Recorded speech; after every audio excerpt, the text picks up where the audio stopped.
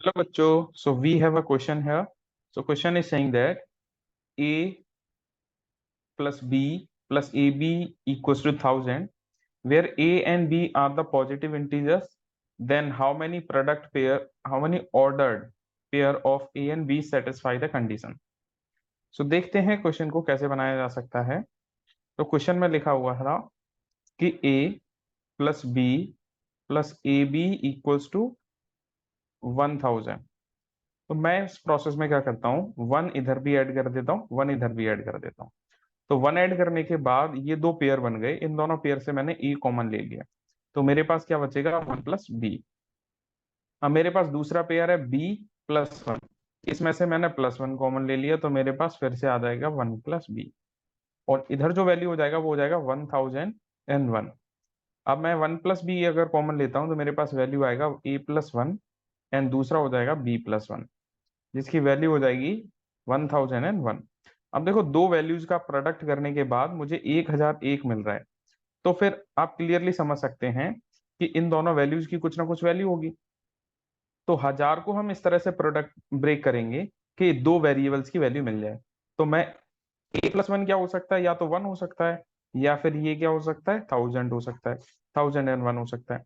क्योंकि 1000 को दो वैल्यू से प्रोडक्ट करके तभी तो हजार एंड एक आया होगा ना, 1001।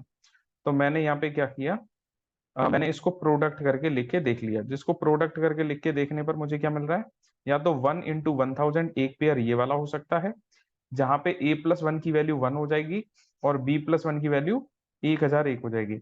या फिर हजार, 1000 एक फैक्टर करेंगे तो या फिर सेकंड पेयर बन सकता है 7 इंटू 143, या फिर इसी का थर्ड पेयर बन सकता है 11 इंटू 91, या फिर इसी का नेक्स्ट पेयर बन सकता है 13 इंटू 77। ये सारे के सारे प्रोडक्ट हैं इसके, 1001 के प्रोडक्ट हैं। तो इनमें से कोई सी भी एक वैल्यू हो सकती है। तो अगर कोई सी भी एक वैल्यू हो सकती है तो आप समझ रहे हैं A plus one equals two one हो जाएगा। तो अगर मैं ए की वैल्यू निकालूंगा तो जीरो निकल के आएगी। तो अगर मैं यहाँ से ए की वैल्यू जीरो निकालता हूं तो मुझे एक बात यहाँ से पता लगता है, वन एंड 1001, हमें रिजल्ट लेके आना था पॉजिटिव इंटीजर्स होने चाहिए। क्वेश्चन में गिवन है पॉजिटिव इंटीजर्स होने चाहिए। तो ये तो पॉजिटिव इंटीजर्स रिजल्ट नहीं लेंगे, क्योंकि अगर मैं इसको ए की वैल्यू यहाँ से निकालता हूं तो ये वैल्यू यहाँ से तो मिलने नहीं वाली। फिर मेरे पास सेकंड पेयर क्या था, 7 एंड 143।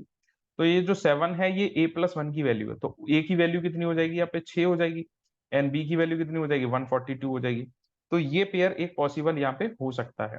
अच्छा, इसी पेयर का दूसरा वर्जन भी पॉसिबल हो सकता है, या फिर ऐसा भी हो सकता था ये 7 बी प्लस वन की वैल्यू हो, 143 ए प्लस वन की वैल्यू हो, ऐसा भी हो सकता था। तो एक पेयर यहाँ से 142 कॉमा 6 भी बन सकता है। अच्छा, सेकंड पेयर लेते हैं 11 एंड 91। तो यहां से भी मुझे दो पेयर्स मिल सकते हैं, क्या, एक 10 कॉमा 90 मिल सकता है, और दूसरा मिल सकता है 90 कॉमा 10 मिल सकता है। सिमिलरली अगर मैं नेक्स्ट पेयर के पास जाता हूँ 13 इंटू 77, तो यहाँ से भी मुझे दो वैल्यू मिल सकती हैं, क्या, 12 एंड 76, एंड दूसरा वाला क्या था, 76 कॉमा 12, ये भी हो सकता है। तो अगर मैं देखूं इस केस में पॉसिबल वैल्यूज जो मेरे पास निकल के आ रही हैं, तो पॉसिबल वैल्यूज कितनी हैं, 1 2 3 4 5 6। तो यहाँ पर हम क्लियरली कह सकते हैं 6 pairs can be satisfy for that case. तो यही हमारा फाइनल आंसर हो जाएगा। ऑप्शंस की तरफ मूव करते हैं। सो ऑप्शन ए में 6 पेयर्स मेंशन है, यही हमारा आंसर फाइनल है इसका। So I hope you have understand. Thank you for that.